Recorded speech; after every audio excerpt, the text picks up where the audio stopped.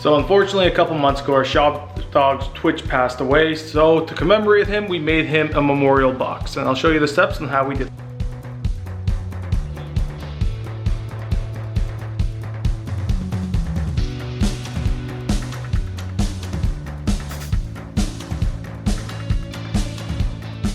First, I'm going to cut the Cocobolo into 6 sections with a 30-degree angle cut so that I can fit it into the hexagonal shape. Now, instead of bringing the blade all the way up, I'm going to take a very minor pass through so that I can minimize how much of the blade width I'm actually cutting out from the piece. I want to be able to preserve that grain along the exterior, and the way to do that is to take a very thin cut from the bottom going upwards.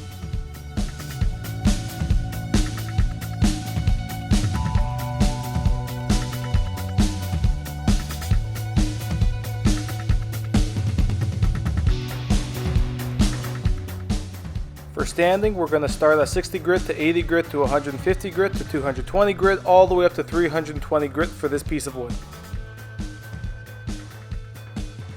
Now the Cocobolo is going to go back to the table saw where I'm going to begin to cut the dados so that I can fit the Zebrawood within the piece without having any nails or any other fastening bits. So it's only going to be glue and friction that holds this piece together.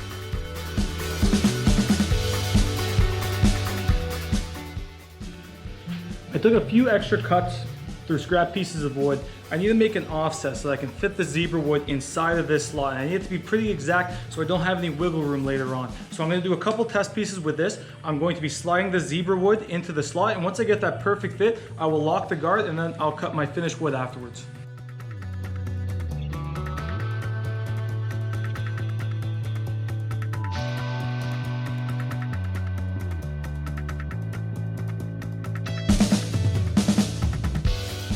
Now that we have the walls all squared up for the hexagonal box, we're going to switch our attention towards the lid and the bottom. So we're going to be using a Zebrawood for this. I'm going to clean this up as I typically would, starting off with a planer, then onto a jointer to make sure I have a perfectly square edge before I glue the pieces to one another within the clamping system. We're going to leave it there for 24 hours before we remove the clamps.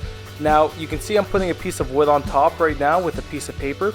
Because it's such thin wood, it's very hard to keep level. This is just going to make sure that everything dries flat with no bowing occurring.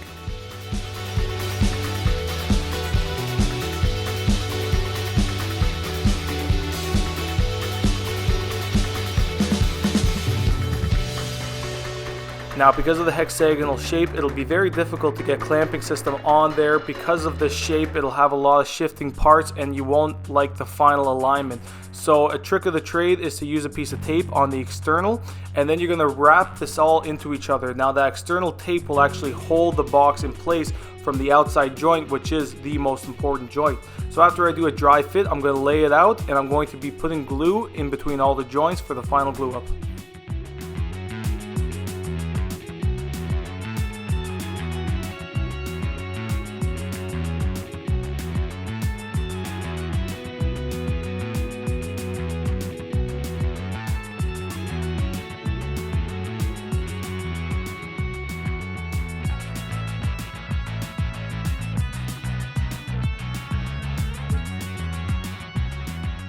Now the tape was just for the alignment.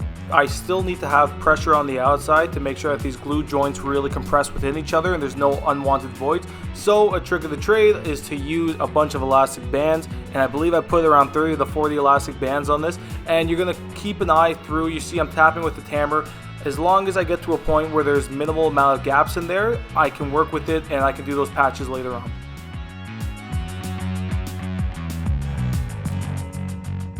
Once the glue dries, I'm going to take the hexagonal box back over to the table saw and I'm going to cut all 6 sides so that I can dislodge the top from the bottom, and that's going to give me my 2 different contrasting lengths, one to hold the urn and then one to have the laser engraved image of Twitch.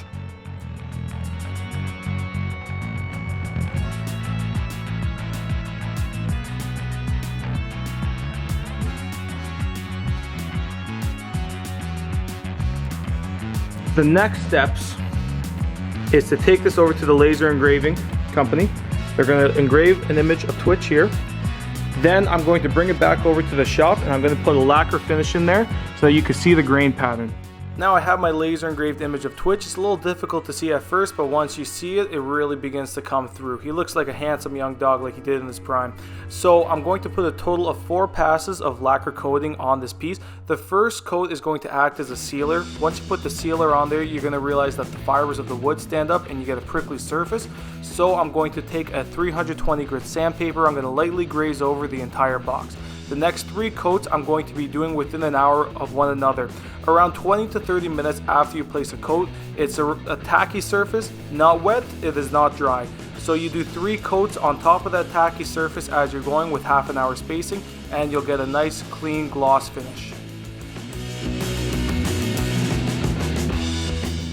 Last step is to combine the 2 pieces. This is going to be wall mounted, so I'm going to be using just screws. You won't be able to see in the back. Make sure that you first drill and then you put the screws in. It will split the wood otherwise.